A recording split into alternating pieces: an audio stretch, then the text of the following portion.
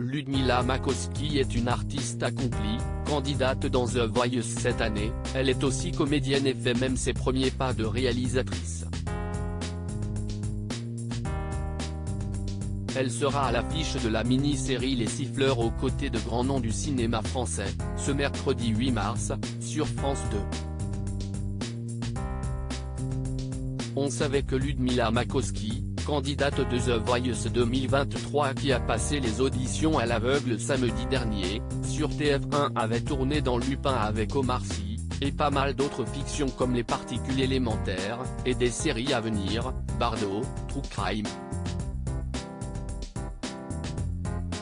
L'artiste de 24 ans sera également ce mercredi 8 mars sur France 2, en prime time. À quelques jours près, elle était en concurrence avec elle-même. Mais alors, de quoi s'agit-il? Ludmila, The Voice 2023, incarne le rôle de Lila dans Les Siffleurs en cette journée internationale des droits des femmes. France 2 diffuse la mini-série Les Siffleurs, de Nathalie Marchak, tournée de novembre 2021 à janvier 2022. Celle qui a rejoint l'équipe d'Amel Bent, samedi 4 mars, dans The Voice, grâce au titre Taxi d'Angèle, y campe le rôle central, celui de Lila Rivière, une étudiante et influenceuse qui décide de prendre en photo ses agresseurs de rue, les siffleurs pour les dénoncer publiquement, avant de disparaître. L'enquête commence alors et provoque interrogations et débats chez les protagonistes. La capitaine chargée du dossier ne peut s'empêcher de penser que Lila a été inconsciente de se balader en mini-jupe et de provoquer ainsi ses harceleurs. La comédienne chanteuse a tourné aux côtés de Charles Berling, Nadia Fares ou encore Stéphane Monpetit, connu pour son rôle d'Elliot dans Un si grand soleil, qui joue un jeune lieutenant féministe dans ce polar en 2 épisodes qui a pour vocation de combattre toute forme de violence sexiste. Une histoire inspirée de faits réels. En France, 86% des femmes disent avoir déjà été victimes de harcèlement de rue. 66% ont essuyé des sifflets et 31% ont subi des attouchements, selon une étude de l'IFOP publiée lundi 19 novembre 2018.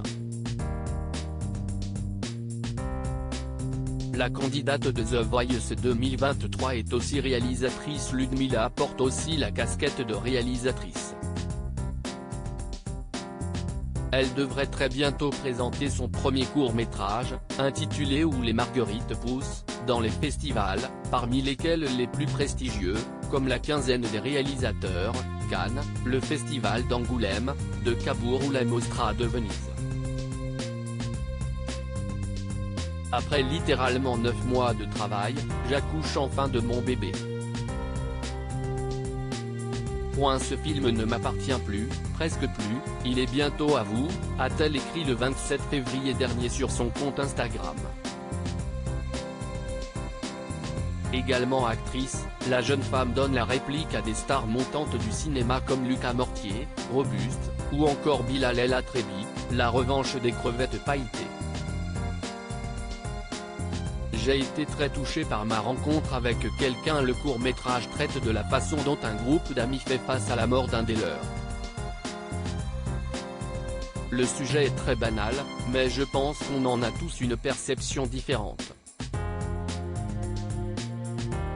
À travers ce film, je veux partager mon point de vue, expliquait-elle au site La Nouvelle République en novembre dernier. Et de préciser, il y a 6 mois, désormais presque 10, note de la rédaction, j'ai été très touché par ma rencontre avec quelqu'un.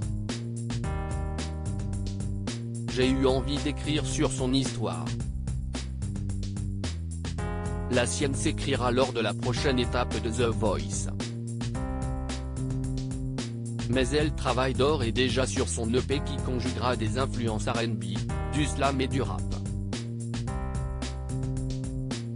À lire aussi The Voice 2023, Ludmila a déjà tourné avec Omar Sy. Mais pas seulement.